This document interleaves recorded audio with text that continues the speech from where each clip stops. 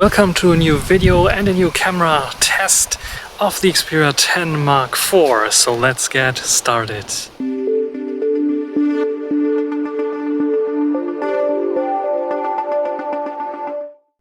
So here we have the main camera system of the Xperia 10 Mark IV, and as you can see here it has a triple lens setup consisting of the main sensor 12 megapixel, ultra wide 8 megapixel and telezoom 8 megapixel.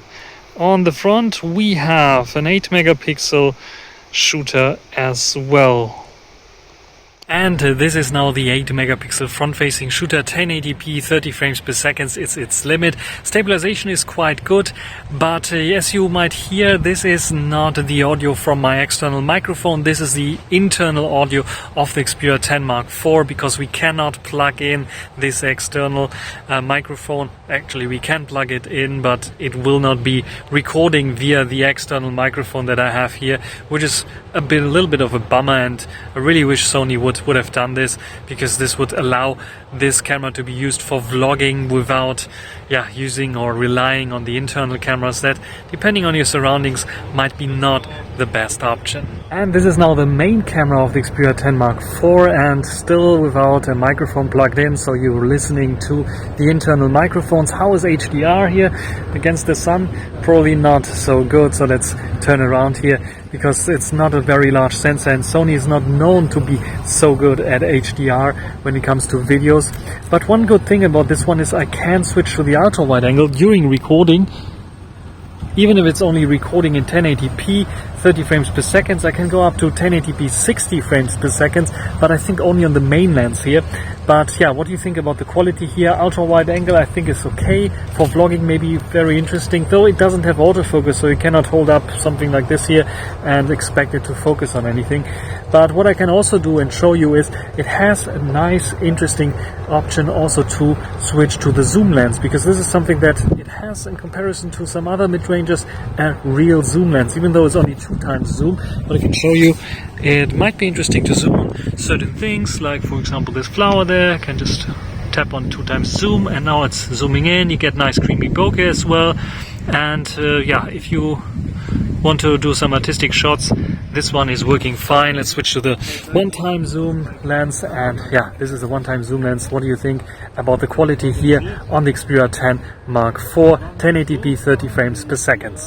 Let's check out some photos of the various different lenses here. Let's take a look at the shots. This is one of the surprises here. This is the zoom lens, the telezoom lens, only 8 megapixel, 50mm, but I like it very much, and you can see it why, probably because it has the sharpness, has the detail, it has HDR, it has everything. I try to get it to the max. This is 10 times zoom, digital zoom, using cropping into this sensor 8 megapixels, which cannot do wonders, but still looks okayish without zooming in. If I zoom in to 100%, you can see, it's a bit of a messy pixel blob, but still okay, you can see some details. What surprised me is the 5 times zoom is much better, I would say, much clearer. Even if I zoom in to 100%, okay, you can see some pixelation going on and some stuff there, but you can see also details. So I would say this is like the pain that I can endure still for a photo. So 5 times on the telezoom lens is okay. Then we have panoramic shot, taking with the main lens, doing a pretty much good job. Everything nice and sharp. You can see HDR working in this situation, even though it was like not so much sun going on. But you can see some blurriness here, and you can see some people are feeding the birds. I'm not sure if it's allowed, but they were feeding the birds, and this is, I think, some good thing to show you next, because the zoom lens and the shutter lag that we had in all the earliest Xperia 10 devices is gone now. So even with the zoom lens, I can now take wonderful shots here of birds moving, and they're sharp. They're really sharp here. You can see some bird landing, maybe not 100% sharp, but the bird here is sharp. So the shutter lag is basically gone, which is pretty nice. So 50 millimeters is ideal also to get nice bokeh, as you can see here. Of course, the detail level is a bit limited here, depending on the megapixels that you have, 8 megapixels here. It's also a smaller lens, and it's not doing the best job that it could, but it's pretty good for what it is. You can get much better bokeh with the main lens, as you can see here, with much more sharpness and much more detail. And of course here close-up shots as well. The ultra wide angle is the weakest of them all, just looks fine. HDR is also looking okay, but if I zoom in you can see, oh, what's going on the left side. It's super blurry already, and lacks a bit of detail, I would say. Overall in the whole picture you can see it.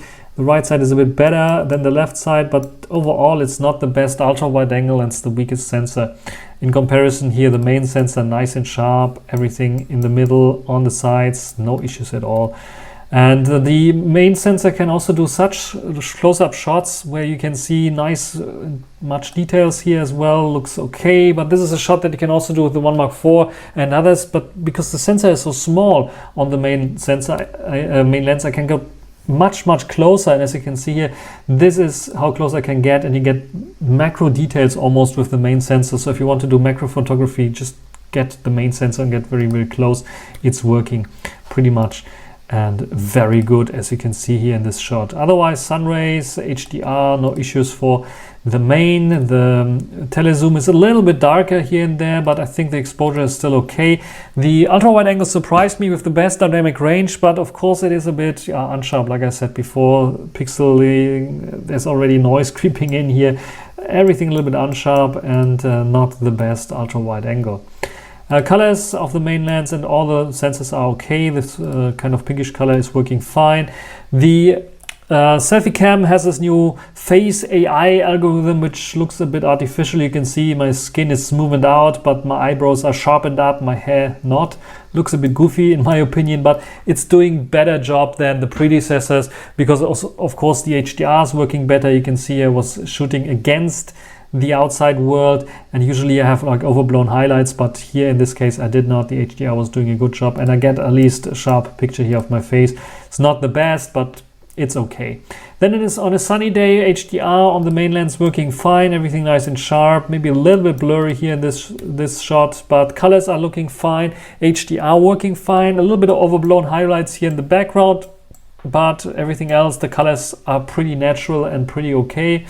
The zoom lens, again, my favorite one here on this phone, because it's doing a very good job. As you can see here, there's an art exhibition going on in the park, and I took some shots here also with the main lens to get the little details, like the fly sitting on this knee of this little statue here.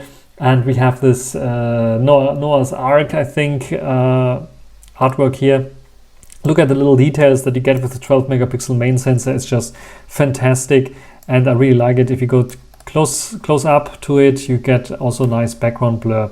And then of course again the 50mm one, also nice and sharp and lots of details. I really like it. These are the two best cameras on this mid-ranger, and this is the ultra wide angle again, good HDR, but if you zoom in the details are lacking. It's a bit soft and mushy. And here the main lens, in contrast to this, is just like a completely different world almost. And as I said, micro shots are very good on this one, and this also looks like a main lens, but it is the zoom lens which is doing a good job. I think it would profit from a little bit better, more megapixel, higher resolution. 12 megapixels here would help as well. When it comes to night mode, everything's falling apart. The night mode is not very good. It is brightening things up, at least. You can see the river here in the background. I can see the other side of the river. I can see that there are some trees going on, but the sharpness, the details are completely lacking. Everything is a bit mushy, and yeah, the denoising algorithms are kicking in to denoise everything in here. And this is also a nice shot. We had the sun going down, just setting, and you can see a little bit of this red, kind of yellow orangish background color. I couldn't see much of this little electric scooter here, but this was doing its job. You can still read here, for example, the license plate of it. You can see the color, even though it's a bit mushy, as I said, even as the main sensor, it's just simply too small to produce good night shots, even with the night mode on. Even though sometimes I'm surprised, just like on this shot, I couldn't even see the tree. I know that there's a tree, but it was completely blacked out for me in the shot. But here it is just raising everything up with the night mode. So night mode is doing its job. But if I zoom in, you can see it's falling apart. It's just like the denoising going on. It's just the sensor is too small to produce anything sharp in here. And the issue we have with the night mode especially is that the stitching together, the denoising algorithms, are not working perfectly. So everything looks a little bit like shaky, like this one here, where and noisy. And this is with the main lens even, but the zoom lens is even worse than this. This is what I saw with my own eyes, and this is how dark it really was. This is a shot taken without night mode on, because you have to turn night mode on manually. And this is how it looks like taken with the main sensor. You can see how much noise there's creeping in and stuff. And then I decided to go into manual mode, because you have manual mode, looks much nicer, same position. And I took a shot of 1/8 of a second, not 6400 but 2566 ISO, and you can see noise is creeping in, but we have nice colors. We have a little bit of details here, and sharpness is there. I think this is the best you can get with this sensor, and I think it's pretty much okay, I would say. And this is what the night mode made out of it. First of all, the colors are all wrong. I would say too much blue, darkish blue. The ISO is a little bit lower still, but 1/5 of a second as shutter speed I think is too low, because then even the OIS cannot rescue me here, and even the stitching together cannot rescue me. And you can see it here. Everything is smoothened out. There's not much noise going on, because the anti-noise algorithms are basically kicking away the noise, but it is just a blurry mess and looks a little bit like drunk, or you have glasses on even if you don't need them. And then the ultra wide angle, just for the sake of it, this is without night mode on. You can see the sun still setting there, and this is with night mode on, so it is brightening everything up.